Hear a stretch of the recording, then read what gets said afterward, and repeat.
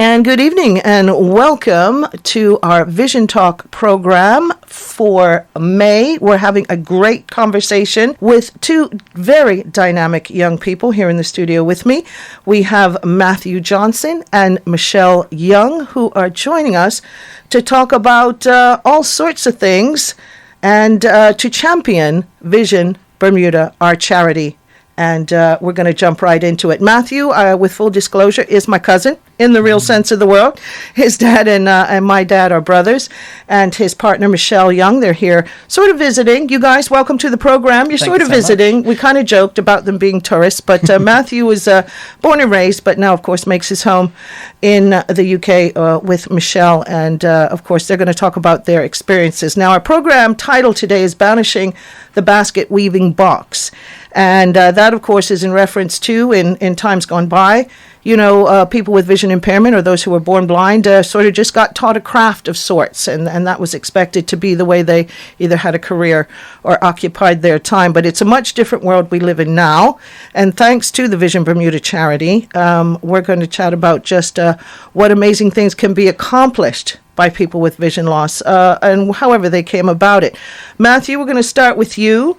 And because, you know, you're born here, went all through the school system here, Vision Bermuda did not exist in the way it does now. So we're here to talk about how things were for you. And, of course, Michelle, who lost her vision gradually and came up in the UK, had a totally different experience. So we'll start with that, Matthew. Good to see you, by the way. Yes. You know, we don't get to see each other too much because he's a famous lawyer across the pond there. We'll talk about that in a minute, though. But just to let our listeners know what it was like for you, and then we're going to talk about what it's like now having Vision Bermuda here to do the great work that it does. Yeah, sure. So, as you were saying, I was born here in Bermuda. I was born in 88. Mm-hmm. And I was actually one of the first young people with absolutely no sight whatsoever to go through the Bermudian school system and to sort of successfully gain qualifications here and sort of, go through that process. There was only two of us at the time, and we were the first two to ever do it. And as you were saying, yeah, Vision Bermuda didn't exist. There was a sort of a fledgling effort, but the blindness organizations at the time were indeed very focused on allowing young blind people to learn the arts of sort of furniture making and basket weaving and similar pursuits. And in fact, someone had said to, I think it was my dad when I was very young, oh, it'll be great when Matt gets a little older and can learn the trade and can come and do basket weaving with us. And my parents and my family were tireless advocates for me to get an education. They never stopped fighting for that, and believe me, it was pretty exhausting. It was an uphill battle. It was, yeah. I mean, I was around. I remember what you were going through, buddy. I know you were on the sidelines of it back then too. So essentially, what we had to do was make sure that I was going to school and getting access to all of the material that I needed when I needed to gain access to it. Sure. So if that was either Braille or later electronically, on the computer. And that was quite the process. We formed with the help of some really, really, fantastic local people. Shout out to Marty Davis. Thanks so much. The Bermuda Educational Assistance Trust, it was called at the time.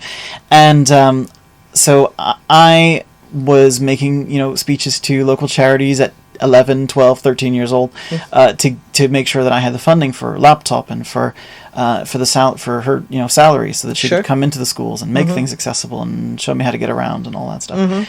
And so it was sort of that kind of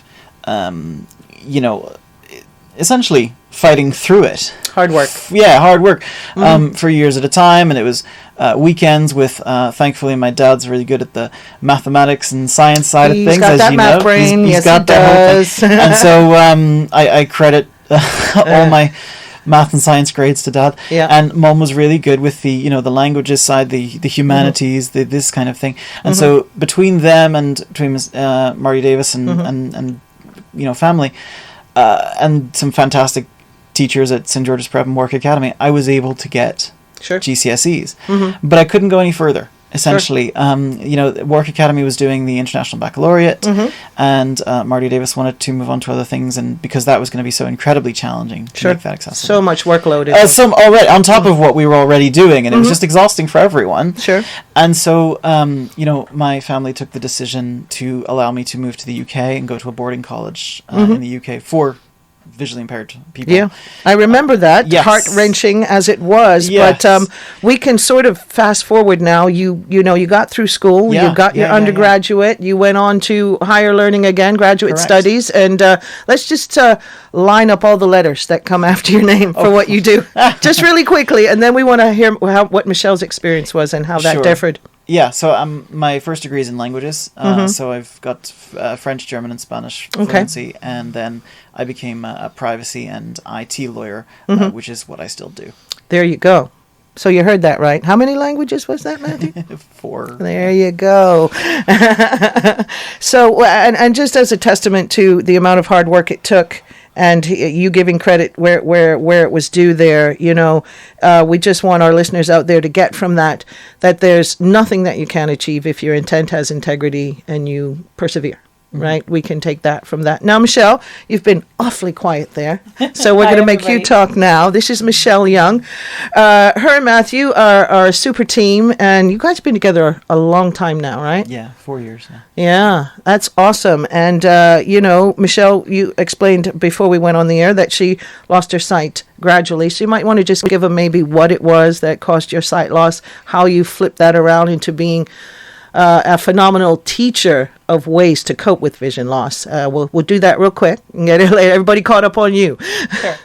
So I was born in Glasgow in Scotland. As you can hear, I'm definitely not Bermudian with this accent. Little bit of a Scottish accent there, darling. Yeah. I completely completely opposite experience to the experience that Matt had. Sure. I went into what we call segregated education for my primary education, which was completely focused on young blind kids. Okay.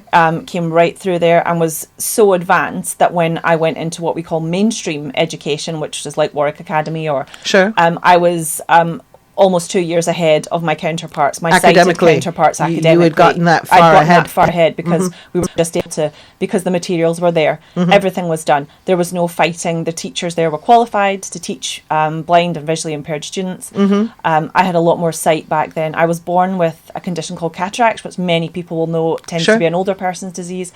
And due to the treatment of that, I was diagnosed with 2 different types of glaucoma, which can be a really serious condition if not caught and treated.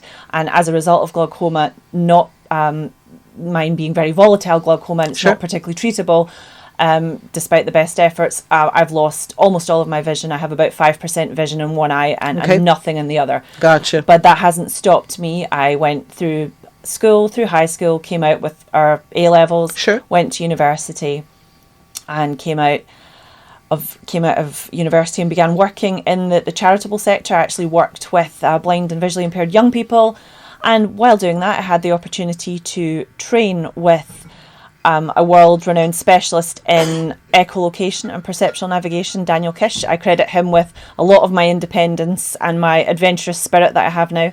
In the UK, traditionally we're taught how to get from A to B, but we're not taught skills of travel, and Daniel teaches us how to do that.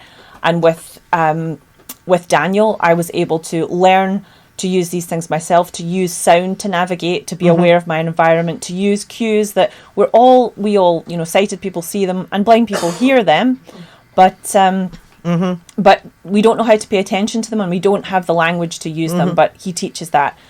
I then began teaching that and using those skills. I was able to go abroad and live in Vancouver, Canada for a few years. I was able to teach in Australia, in Qatar, in the Middle East, in various different countries, in Alabama, in Canada. And as a result of that, I have the confidence. Later this year, I'm doing the Everest Base Camp trip with a group of the whole party will be made up of blind and visually impaired people, with obviously mountain guides and the usual Sherpas. But we're doing that. When I'm there, I'm going to be passing on my skills to the Nepal Association for the Blind to enable them to teach the blind and visually impaired people of Nepal how to travel independently and give them the skills that I have now. Wow. Two very, very dynamic stories there from young people who have not let what a lot of us would be like, crying in our milk about, stop them from doing what they want to do in life. And I know I'm not totally familiar, but I do recall the type of learning through audible sounds and how the places around you sound as your cues to being able to navigate your way around places. And like you said about you learn to get from A to B, like here in Bermuda, Matthew, you would learn to get from wherever at the school hall, you'd learn to get from the gate to the classroom, and you'd know by, numbers and, left or right and steps or up or down and counting and all of those things. You also learned to navigate around that way. And I suppose after a while, you knew when you were in the quad at Work Academy or when you were in the gym just by how it sounded. Yeah. Yeah, I think that's really, really cool. I'm an audio technician, so that kind of intrigues me a little bit about all that stuff. And you talk about echo, and we talk about that in sound, too. You got to have good reverb, Matthew, right, for a guitar. You got to have good delay for a vocalist, right? You do.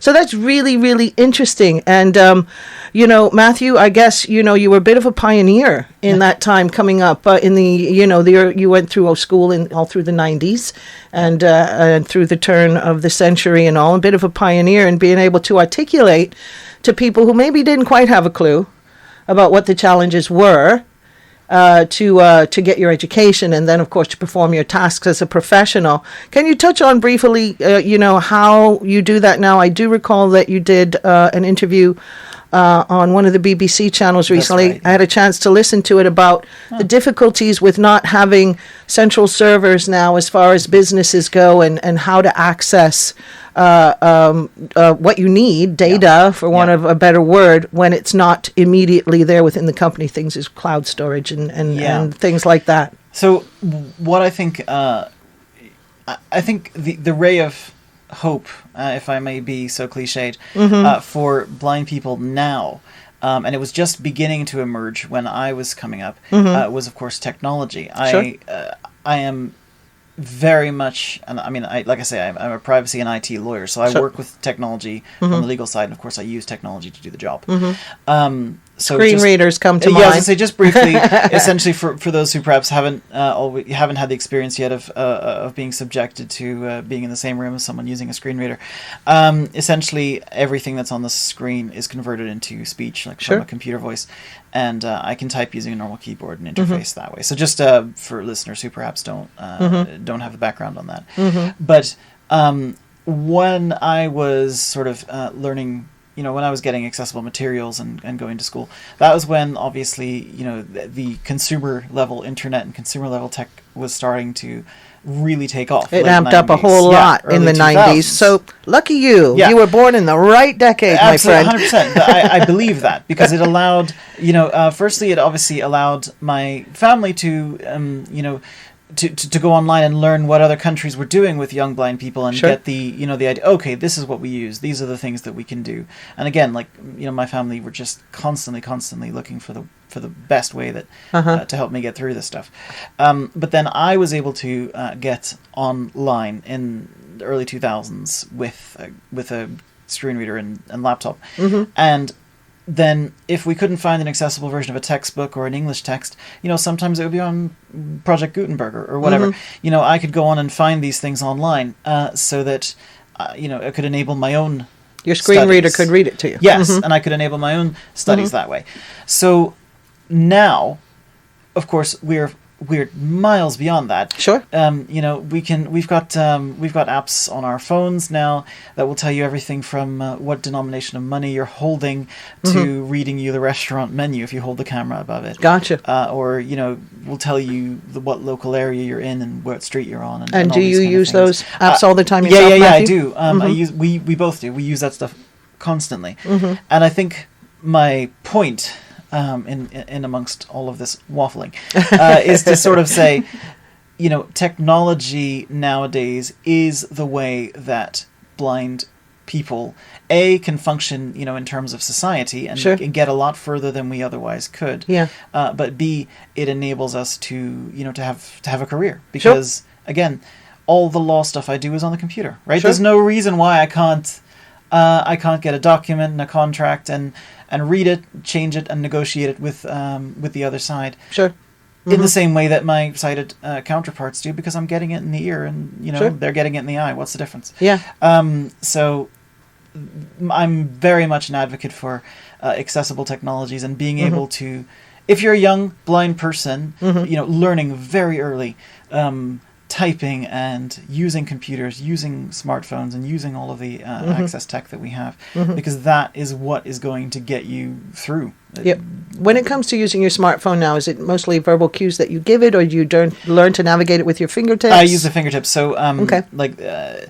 there are ways that the touchscreen essentially experience gets modified Okay. when you turn on Screen Reader. That allows me to use the touch screen in a fairly similar way to the way sighted people would use it. Gotcha. And so the Apple's really good for that, right? Sure. I'm a smartphone user, and I'm also a Windows user on the other side of it. Side, yeah. Yeah, I know that when Tisha and I have had many a conversation, and with her at the helm of Vision Bermuda now, emphasizing the use of technology has really taken leaps and bounds forward. So I'm glad you're addressing that today, because we often talk when Tisha and I are talking on the show about how just uplifting it is for people. Like, she often deals with people unlike yourselves who have come with vision loss with older age, or for other reasons in older age. So it's a little bit of a double hurdle for them to get up with, using technology. But that just an iPad is an amazing thing for so many of her clients now. And we do have really good teachers of keyboarding. We have to mention Phyllis Harshaw, and what an amazing person she has been. And for those who don't remember, she's just the one that teaches all the IT special stuff here. And, she was a para-Olympian, and she raised a child, and she only has one arm too. Just to say, nothing is impossible if you have the right information and you get the right support, and your intent has some integrity. And that's what we want to emphasize with our talks about Vision Bermuda, is that they are doing just that. Yeah. So perhaps you could comment, maybe both of you a little bit, because you come to know Miss McMorty now a little bit, and what you feel like has come about Matthew coming back now as a successful, fully functioning adult. Credit to your parents fully and everyone else. Wow, fully functioning adult. We are really being optimistic. Yes. But can you speak on that just a little bit? Yeah, absolutely. So, and you too, Michelle, of course, because Sure. you've been here visiting now. Yeah, absolutely. So, we've come back a few times over the past several years. This is Michelle's second trip, and I've been here a few times, and sort of seeing Vision Bermuda grow from literally just a name. Sure. I don't even think it was the name originally. I think they changed it into something where obviously they've been able to bring in specialists where they needed to, like Tisha, or to train people up, or to take advantage of the local expertise that we have, and assemble this organization. Because before, if there was someone who was blind, they wouldn't know where to go. Sure. You know what I mean? I remember reading news articles about this in the late 2000s, where someone perhaps had been born with a visual impairment, and the parent was so confused and didn't know what to go, where to go, what to do on the island. And of course, now there is a way to, there are people who can help. Or conversely, if you're losing your sight, or if you lost it in an accident or something like that, a simple Google search, getting back to technology, can't help it, will sort of say, okay, there's this organization, it's local, it can do Vision things Bermuda. like that, it can teach you tech, or it can recommend you a better magnifier, or whatever. The fact that this exists, I know, they're struggling to we're getting there. Keep going. We're going to get there. That. Sure, but it's great that progress is finally being made. Sure, yeah, and it's essential too. I was just go going to add ahead to what Matt was saying a little bit. I think it's really important, because people listening to us and saying, well, you keep referring to us as young people, which I am loving personally. Younger than me. Young people. And but it's very important to think that everyone has limits, okay? Sure. But it's really important that we set our own limits, and we decide not everyone wants to go to the UK and be a lawyer, but probably everybody wants to go and have lunch with their friends, or go get a coffee, go to the grocery store. And no matter what your goal is, whether it's to be able to just, how are you going to be able to to look after your family, to make sure your house is clean? How are you going to get to the places you want to go? How can you keep reading your books or keep in touch with current events if that's your thing? You know, Vision Bermuda is there and Tesha is there, and they have the skills and they have people who are able to support you in whatever you want. So if you have a desire to do something, be somewhere, do a thing, they have it. So it's the difference in, you know, the way we both came up. It's all about what you want for your own personal goal and your own personal self. Yeah. Matthew, I've been around a little bit, and you know, I know you noticed step ups and step downs in town are different now and stuff like that. Have you noticed some of those changes? Yeah. I mean, you guys have a lot of crossings beep now. That's great. That's not necessarily something that has historically always been true. Blister pavings, you know, for the rough paving underfoot at the crossings. That again, that's not something that Bermuda's always had. And sometimes they're not there, but sometimes they are, and I'll take it. Sure. So you know, there is that, and also, well, again. GPS works here, right? GPS works here. Right. We do have pretty good infrastructure for a little speck in the middle of the Atlantic, Matthew. As you understand the technology, it didn't always. We're doing pretty good. Yeah. So you know, you can make use of these things to get around. Sure. By. Yeah. Now, one thing we didn't mention is the fact that you took up music as something, of course, with Michelle's teaching of echolocation and stuff. Hey, sound waves are what it's all about for you folk, right? So talk a little bit about how music came to be. I guess, was it I'm not sure how young you were when you picked it up. I mean, I saw you ride horses, I saw you sail, I saw you do everything else that you did, right? But when did music come in, and what role did that play? I've always been into music, and my mom's always been into music. We always used to listen to music a lot. Yeah, the piano. Yeah, this whole thing, right? But I didn't pick up a guitar until I went to the UK. Okay. To be honest, I had too much other stuff on my mind. You were a little busy. Yeah. I was a little busy. Few things on his plate.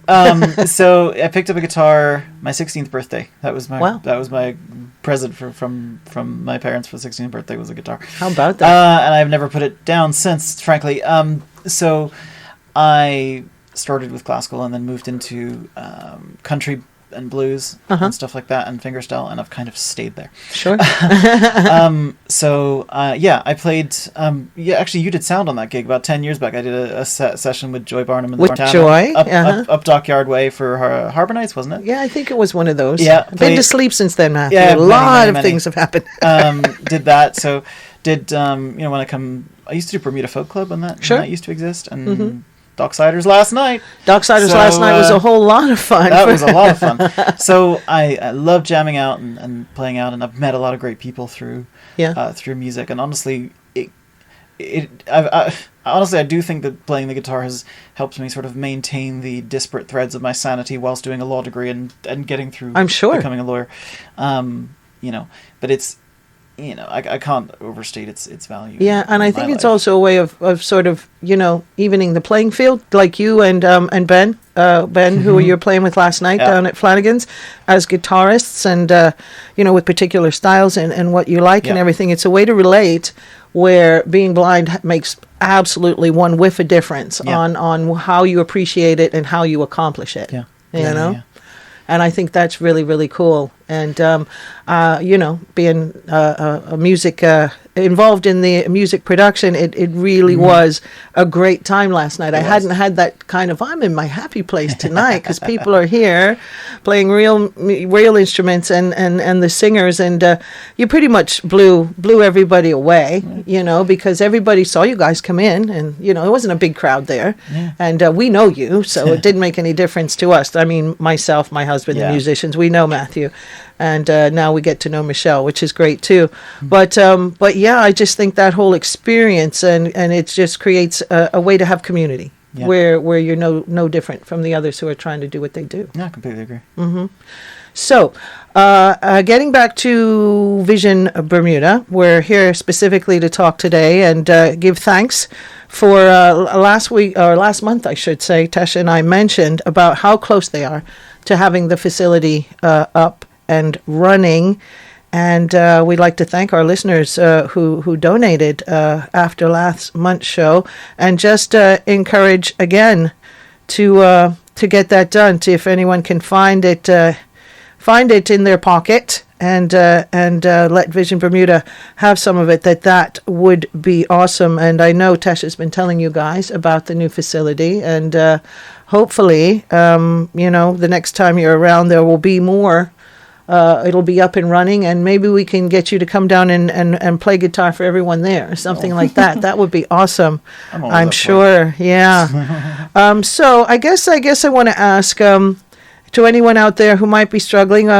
We have a friend of ours here at the station who has a grandson who has lost his eyesight due to I think macular degeneration or separated retinas. I'm not quite sure exactly what the whole thing was that got it, and I know he's sort of trying to find his way musically with a keyboard and stuff now. So, awesome. What do you think that that's a great way to go? I mean, learning ear memory, memorizing things through your ear, and music specifically can transfer into how you can learn all sorts of other stuff, coping with vision loss. Yeah, definitely. Because the thing is, it's so different than 90% of whatever else you're going to do. Right? Gotcha. You use a different part of your brain, and you need that, right? You need something to, to break from sort of, especially if it's, a little stressful and you're figuring everything else out. It can be a little much, and so being able to sort of go into your own world, and some people do that through sport, some people do that through different things, and obviously I did it through music. Absolutely. Is a fantastic way to do that.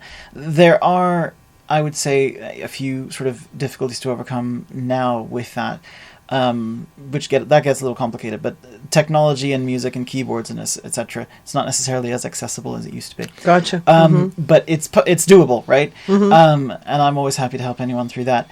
But the core essence of finding an instrument, finding a type of music that you want to play, and spending the hours, because it's hours. You got to put the mileage in. You got to put the work right? in, and nothing's going to change that. Spending the time to perfect it, and then hitting the stage with people and making that for an audience. I just don't think there's much better than that. Yeah, to be honest. Yeah, it certainly was a good time getting together, and we put a little bit of joy in a few people's lives last night, and who doesn't like Dire Straits, man? Exactly. I'm there. So Michelle, you have to listen to all that practicing and everything too. You're a lover of music, so that you guys have a mutual fun, and you get to go out and experience concerts together and stuff like that. Well, it was quite funny last night because somebody said to me, "Girl, you got a real steady hand," and I said, "This is not my first time," because I was taking the video of that. Yeah. But I'm an appreciator of music, I guess, but I'm not particularly musically. I love to sing. I don't sing well, but I do. I love music and I love singing. Like Matt, I grew up around music. My mum and her sisters were huge music fans, so I was exposed to a lot of different styles of music. My music taste goes from the acceptable to the dreadful, I think Matt would say. Is that how he definitely it? It's definitely varied, but sort of listening to Matt, and one of the things that he was saying, it's important when you're at the beginning of music, I guess, is just to get on YouTube, find somebody who you like, find a teacher who you like, and when you're right at the beginning, and just get into it, because some people are long stages away from getting on stage and playing, and some people don't even want to do that. But like you said, if it's just your happy place, I definitely putting some really horrific music on and cleaning the house, it makes it better. It does. Get a really good playlist on, and music can music sets the mood, and you remember songs can bring back memories and stuff. It's a really powerful thing, and it is something that you experience just the same way as everyone else. Yeah, and the fact that you guys have learned just all of those things, like being able to take care of your house and knowing your way, and there are methods and ways and helpful tips and technology and gadgets, we'll call them, and all of that information is available from Vision Bermuda now, because like you said, people do have a place they can contact. No need to panic, we like to say, right? No need to panic. And I guess, with all candor, Matthew, we really were, and your family, shout out to your parents for sure, and those amongst the Bermuda Society for the Blind at the time, and within the education department, that came forward and said, we're going to make this the best that we can figure out how to make it, right? Yeah, and that's what happened. And here we are all these years later, and you guys are successful in your chosen careers and living your life, living your best life. And that's all we can hope for anyone. We're bringing them up. I had a young person say to me the other day, adulting is challenging. Oh, yes. Just in the regular sense of the word. And all of that adulting stuff can be accomplished even if you have experienced vision loss for whatever reason. I want to take this time to thank both of you. I know you only have a day or so left before it's back to some hard work and stuff. And when did you say you're heading to Nepal, Michelle? November. Wow. So you've got lots of preparation leading up to that, I'm sure. Some trekking to do, some fundraising to do. Sure. So, yep. But I'm mostly scared of the altitude sickness, if I'm really honest, and I don't think I can prepare for that. So. No, you just got to hope that... if anyone has any tips. Yeah, I'm sure there'll be some coming your way for sure. And we know that there's nothing you can't accomplish. And thank you so much for taking time out of your vacation to join us today. Absolutely. So that we could let all our listeners know out there that there's nothing you can't do. We have banished the basket weaving box here in Bermuda, and we'd like to thank Vision Bermuda for that. Just a reminder to all our listeners out there, once again, that you can